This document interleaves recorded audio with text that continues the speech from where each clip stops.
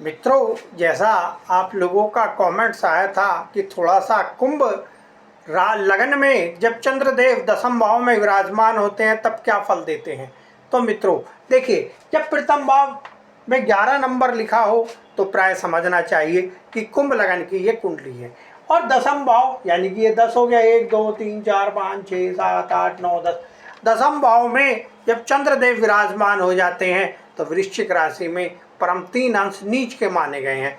जैसा आप लोग जानते ही हैं कि कोई भी ग्रह जो उच्च का होता है, उच्च राशिगत होता है तो अच्छा फल देता है, और नीच राशि का होता है तो अपने फल देने में थोड़ा न्यूनतम रहता है।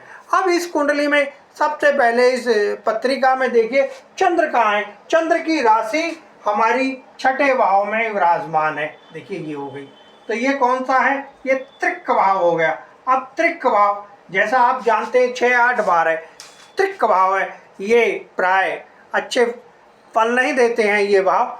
अब इनके स्वामी कहाँ विराजमान हो गए, केंद्र में। तो केंद्र में जब विराजमान हो गए तो अच्छे फल देते हैं, लेकिन नीच राशि गए हैं, नीच राशि के होने से थोड़ा फल में न्यूनतम लाते हैं। जैसा आप लोग जानते भी होंगे कि एक सूत्र है कि जो भी नीच राशि की राशि में विराजमान होते हैं ग्रह, अगर उनकी वे वक्री हो जाते हैं अपनी दशा में तो प्राय उच्च का फल देते हैं, लेकिन सूर्य और चंद्रमा कभी वक्री नहीं होते, इसलिए इनकी फल न्यूनतम समझनी चाहिए।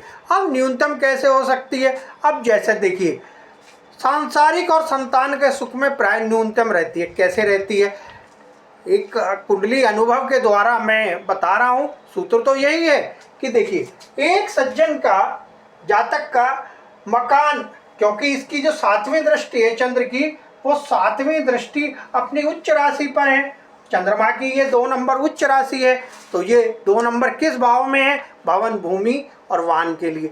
तो इस जातक ने लोन ले लिया। अब लोन भी बहुत अच्छे अमाउंट का ले लिया, जिसकी मानसिक किस आने से ये थोड़ा चंद्रमा मन का कारक है तो उसको पे करने में से बहुत परेशानी हुई, जिसके कारण संतान से भी विवाद हो गया। संतान से जब विवाद होगा, मानसिक रूप से परेशानी होगी, तो सांसारिक सुख की और संतान सुख की न्यूनतम रहेगी।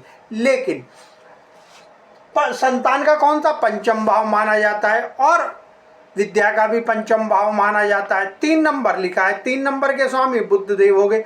बुद्ध देव ने इन्हें उच्च शिक्षा दी, विद्या का सुख पूर्ण दिया, और वाणी के कारक बुद्ध देव हैं तो प्रखर वक्ता बनाए। क्यों बनाए, क्योंकि अगर ये केंद्र में विराजमान हो गए तो त्रिकोण के स्वामी केंद्र में विराजमान हो गए तो भी अच्छा फल देंगे, और अगर त्रिक भाव में विराजमान हो गए तो 6 नंबर बुद्ध की राशि अष्टम भाव में, तो विपरीत राजयोग हो गया।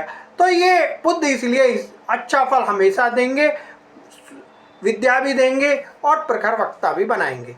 अब मित्रों इनकी जो दशा होगी वो मिश्रित फल देगी, क्योंकि छठे भाव की राशि के स्वामी भी हैं और केंद्र में विराजमान है, उच्च राशि को देख रहे हैं। तो केंद्र में दृष्टि जो केंद्र में ही है, दशम भाव से सप्तम भाव पे है, तो इसलिए मिश्रित फल देंगे। आशा करता हूँ आपको ये समझ आया होगा। आप अपने कमेंट्स करके बताइए, जब चंद्रमा दशम भाव में होता